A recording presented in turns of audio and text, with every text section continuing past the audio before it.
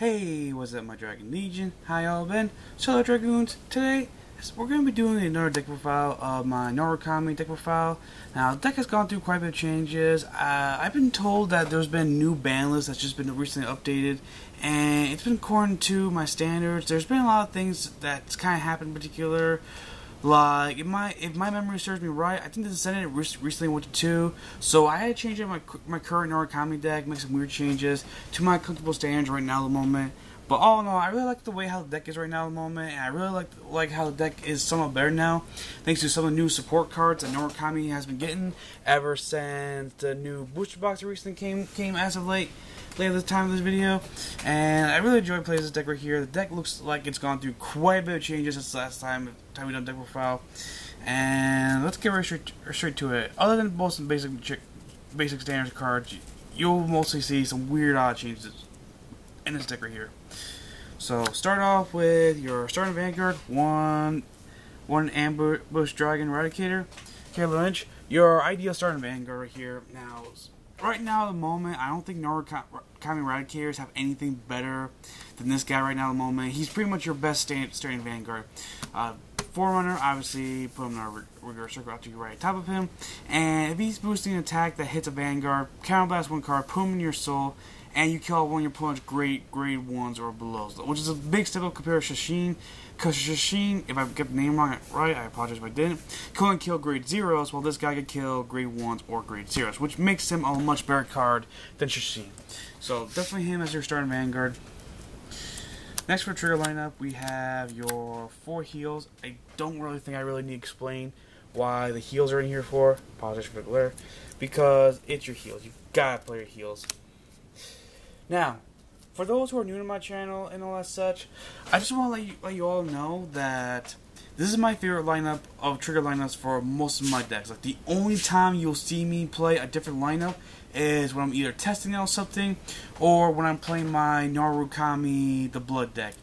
That's the only difference when time I do a different trigger lineup over here. As for this trigger lineup, this is my favorite trigger lineup over here. I play the 6 crits and 6 draw lineup. Now this lineup right here is my favorite lineup of all trigger lineups right here. This keeps me perfectly balanced. By playing 6-6, I still get... By playing 6-6, I put myself in equal balance. I still gain as much damage as I possibly can, while at the same time I can play a little defensive, have some more draws, so I can be able to draw into my stuff a lot easier. This is pretty well balanced right here. I don't need to go crazy, play 8-4 like most decks do. I don't need to play like something crazy, something weird. 6-6 is just pretty balanced right with me. And I'm not really a fan of stand triggers because stands don't normally work out too well with me, and normally by the time my Vanguard gets so much stuff in, my rear guards will already be after the rear guards already at the same time. So the stand triggers are not really too necessary with me right now at the moment. So we got 6-6. You're pretty much basic stuff for me. And that's it for trigger lineup. For the grade 1 lineups, we have the 4 perfect guards because it's your perfect guards, so why not? Next, we play 4 copies of Steel Blood Eradicator Shuki. Now, I like this guy right here because, well, I don't really know what else is better right now, but I really like him because his deck does do quite a bit of heavy retiring right here. And by playing max out of these guys right here, I won't have to make a big total deal out when I end up riding to him. I'll still have 3 other of these guys to get my stuff in. Ashuki, he's just a very great reliable card when you're playing some heavy retiring. Just like how your ideal Vanguard is going to get so much huge boost whenever time you kill off some rear guards, this guy will also get some huge boost too, so it just adds a lot of extra power that your opponent will not expecting. Your front row rear guards will just go in there with some huge amount of power, or Vanguard depending on who he's boosting, which is pretty good. Next I play 2 personal tech cards of Eradicator Fires. Just your basic boost Vanguard plus 4,000 additional power. Nothing really too special. I like having him in this deck right here because I can just reserve these guys as for the rear guards. And this guy right here just boosts up your Vanguard very fantastically. This guy is very coexistent. I really like playing him. Gives my Vanguard an extra 4,000 power, while I can reserve my great rear guards for my other great ones for my front row rear guards. And then I play 2 Demolition Dragons. Demolition Dragon is not bad. However, if you Dragoons remember, a couple months ago I was playing Demolition at like max out at 4. The reason I come down to 2 is because I don't really think Demolition is really that straight out necessary with the way how Eradicators are right now at the moment. I mean, don't get me wrong, a potential grade 1 with 10,000 power right out of nowhere is always pretty good, pretty appreciative. However, with the way how after getting some of the new recent set cards that Eradicators have recently gotten, I don't think Demolition Dragon is really that necessary.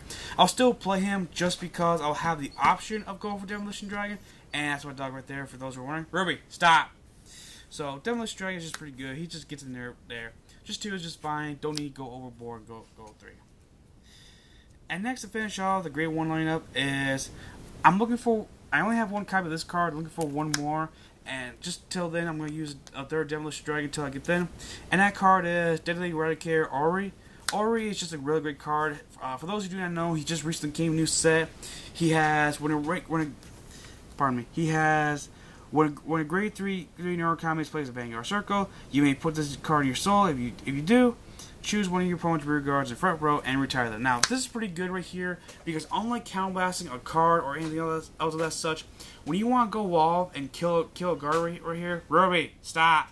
You can just go off, use this ability right here, just put them in your soul, and you can automatically kill one of your opponent's front row rear guards out of nowhere. This ability goes very fantastic with what your ideal strategy is. Helps you get rid of some options and help you just get in there very well, so you can just have less rear guards gear, so you can take out like some good, like a really good grade 2, which is for just mere cause of this guy right here. So RA is just pretty good right here in my opinion. I really like RA.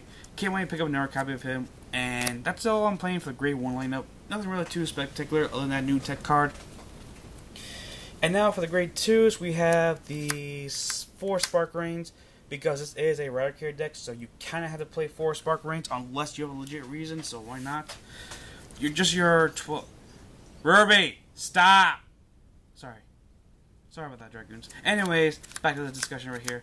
This guy's really good because since your entire deck is all Eradicators, this guy will get his automatically 3,000 boost even before you get to your Vanguard, even before your Vanguard becomes grade 3, which is a definitely huge step up ever since the whole Sub-Clan thing became a thing. So 4 Spark Range is pretty good. And then 3 copies of Supreme Army Eradicators. Just your ideal guy. Whenever he lands attack a Vanguard, you soul charge, and then by doing so, you can take 1 card face down damage, turn face up, which is always pretty appreciative when it comes to Eradicator decks, in my opinion. More times you can turn your face down cards face up, allows you to get your options to do more living breaks, all that such, which is always pretty good.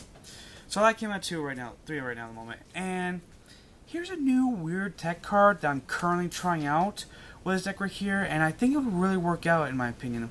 Now I haven't got a chance to play this deck card yet in this deck right here.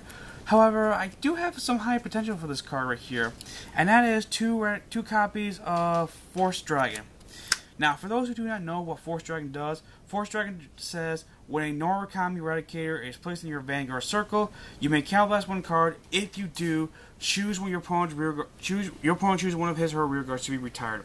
Now, which is a very huge step up compared to cards like Death Scheme and Berserk Dragon, in my opinion, right here, where granted it's your opponent's choice instead of your choice. However, by cost of counterblasting 1 card instead of 2 cards, and potentially have that card be retired be a grade 3 or less, depending on what you deal with, or even grade 4. There's like a grade 4 rear guard, whatever is going on. By just counterblasting 1 card, you potentially make your opponent waste up some huge amount of options right there. Especially with some combos like this deck can definitely pull off, which I'll get to that a little bit. When you pull off the combos with the card very well, he just gets in there very well. Now I play only 2 of him because I'm still playing 2 copies of Chow House. Speaking of which, the 2 Chow House, just 2 Chow House and the 2 Force Dragon. This is all you really need to get in that amount of retiring. Going on as fast as possible can, while having the effects of your grade 3s as well. And speaking of grade 3s, that's it for the grade 2s. Now for the grade 3s. Now, I only have one copy of Eradicator Ignition Dragon. So when I pick up 2 more copies of Ignition Dragon, he'll definitely be in this deck right here. So anyways, just pretend this is 3 copies of Ignition Dragon. Ignition Dragon is like amazing grade 3 right now in my opponent. In my opinion right here, pardon me. Now his ability, for those who do not know, he just recently came, I'll explain.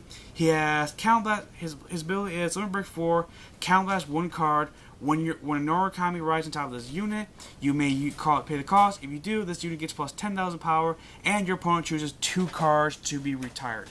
Now, as for the combo I was talking about earlier here, he's definitely a huge step up compared to Vowing Sword Dragon, because let's say you have these guys both on the rear guard circle, and you go right into Berserk Dragon, then both of their skills will both go off, Count Blast 2 cards, and your opponent is forced to kill off 3 of their own rear guards. And as a combo with Gauntlet Buster Dragon right out of the back without using his Count Blast abilities, he will immediately become if my math is correct, a 30,000 beater with 4 critical total, landing in so much power, and that's not even counting who is boosting him and what you may get in your Drive Deck, Twin Drive Deck, which is very insane right now at the moment. So this is why I kind of like Ignition Dragon really much. Vowing Sword Dragon is a pretty good substitute. If you don't want to use Ignition Dragon, Vowing Sword Dragon is still just fine. So yeah, Vowing Sword Dragon is pretty much just fine. He's not really that bad. It's Limit Breaker, no Limit Break Right or no Break Right. This deck's Eradicator can still get in there. It's just really based upon player's preference. Personally, I think Ignition Dragon is such an amazing card, and I'm gonna have a joy in my life, like do some crazy things with this guy. And I was just mentioning earlier, we have 3 copies of Gauntlet Buster Dragon. Gauntlet Buster Dragon, not counting Eradicator, Dragonic Descendant. If it wasn't for Dragonic Descendant, this guy would be my #1 favorite Narukami, but not counting Descendant, this guy is my favorite Narukami. So with Descendant, he's pretty much my second favorite Narukami Eradicator. Gauntlet Buster Dragon, I really like him because I love his artwork, and the artwork about him pretty much explains what a Narukami Eradicator Thunder Dragon should be, in my opinion. For those who do not know or do not remember what Gauntlet Buster Dragon does, Gauntlet Buster Dragon says, Limit Break 4, during your turn, when a rear guard of your opponent has been retired by one of your card effects, until end of this turn, this unit gets plus 3,000 power and 1 critical. Also, he has the ability of Vanguard ability, Count Blast 2 cards with Eradicator's card name. Your opponent chooses one of his or her rear guards to be retired. So what this does is, for those who do not know, as I just explained the combo earlier, you can just use his ability to combo with Ignition Dragon without having to use his second ability, and this guy just becomes really beefy on his own. And if you pull off the combo, next turn you can just use his abilities this time, Count Blast 2 cards again, and he'll become huge again with or without Ignition Dragon, which is insane. And also, what's also good about Eradicator Buster Dragon is that you can already use his second ability, even if you don't have the full 4 damage that when your opponent plays defensively or whatever such. By doing things, his second ability will make your opponent pay for playing a little bit too defensively, because then you'll just go off with his ability, kill off more rear guards, and you just get in there like insanely crazy. So this guy's a real good card to have. Love Gauntlet Buster Dragon. Glad he's in the deck. And to finish out the deck profile is 2 copies of Eradicator Dragonic Descendant. Now, according to the ban list, if my memory serves me right, Dragonic Descendant is now at 2 per deck. So you're only allowed 2 Dragonic Descendants per deck now. If it was up to me, I would definitely play this card at 3 or even 4 copies. But with the way how the ban list is right now, we're only allowed 2 Dragonic Descendants, which kind of sucks. However, Descendant still does what he still does, which is very fantastic. For those who do not remember, Dragonic Descendant has Limit Break 4, Count Blast 1 card, and pitch 3 Eradication from hand to drop zone.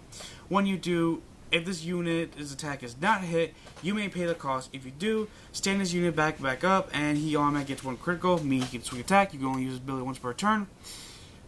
Once during your main phase, you can Count Blast 2 Eradicators and your damage. When you do, this unit gets plus 5,000 power till end of damage. So kind of a remade Dragonic Overlord if you think about right here.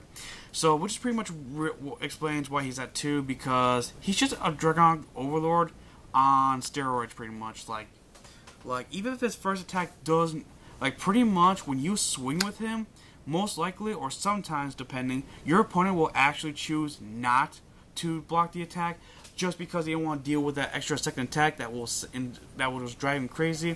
Either way, whether they choose block the first attack or not, either way, if they block the attack, that's their fault.